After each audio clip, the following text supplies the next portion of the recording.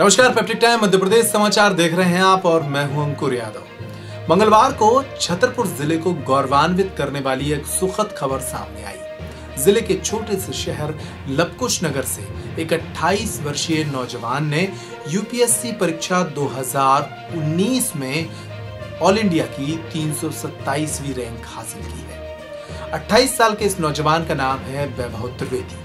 वैभव त्रिवेदी ने किस तरह एक छोटे से शहर में जन्म लेकर और सरकारी स्कूलों में पढ़कर इस ऊंचाई तक, इस मुकाम तक पहुंचने की तैयारी की, आज इस खबर में आपको दिखाएंगे।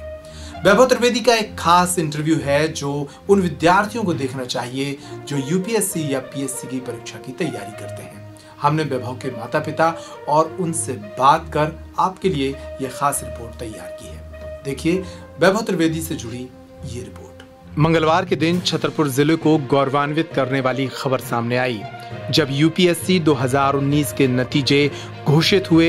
इन नतीजों में छतरपुर के छोटे से शहर लबकुश नगर में जन्मे 28 साल के वैभव त्रिवेदी को ऑल इंडिया में 327वीं रैंक हासिल हुई। वैभव अब IRS बनकर देश की सेवा करेंगे।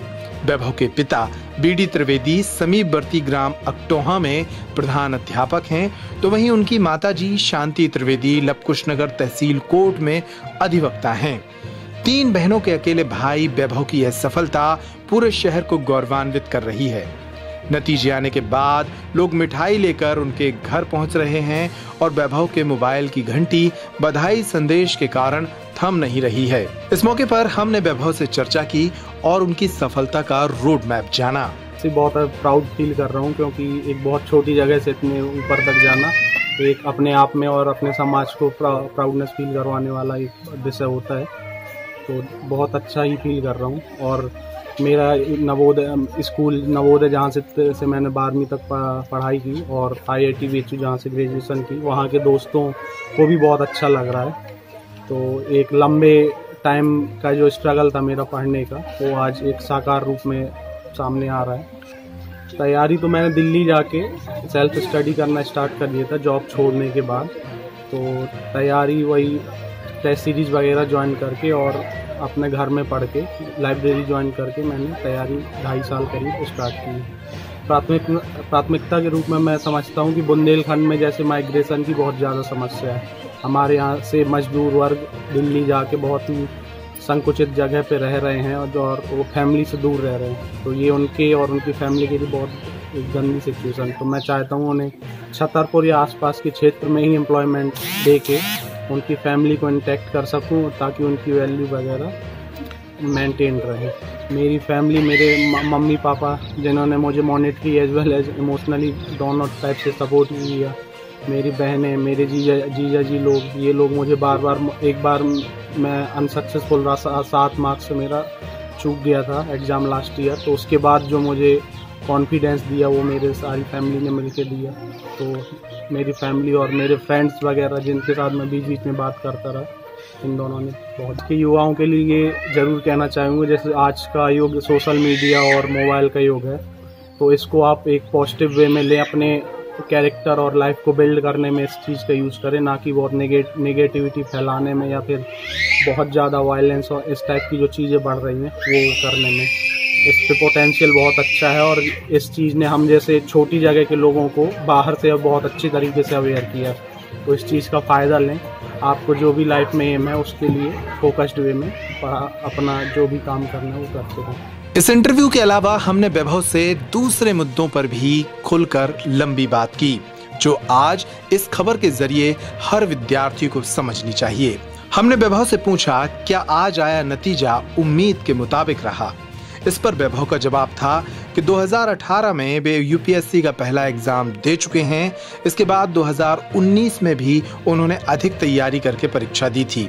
उन्हें उम्मीद थी कि इस बार सिलेक्शन जरूर होगा, लेकिन ये उम्मीद नहीं थी कि रैंक इतनी बेहतर होगी। हालांकि अब भी एक और प्रयास करेंगे ताकि रैंक में और सुधार हो और वे IAS के लिए चुने जाएं। वैभव दिल्ली में लगभग 1 लाख रुपए महीने की नौकरी छोड़कर यूपीएससी की तैयारी में गए थे। हमने उनसे पूछा कि नौकरी छोड़ने का विचार उन्हें कब आया।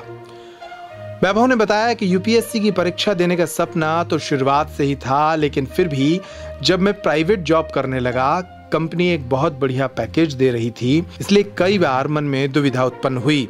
फिर परिवार से पूछा तो परिवार ने दुविधा त्याग कर लक्ष्य पर केंद्रित रहने की सलाह दी। इस तरह मैंने नौकरी छोड़ी और फिर तैयारी करने लगा। मेरा मानना है कि दुविधाओं के साथ लक्ष्य पूरे नहीं किए जा सकते। हमने वैभव से पूछा कि यूपीएससी के लिए आपके कारगर मूल मंत्र क्या रहे। इस पर वैभव का जवाब था कि किसी भी क्षेत्र में सफलता के लिए फोकस बहुत जरूरी है। यूपीएससी आपसे नियमित अध्ययन मांगती है।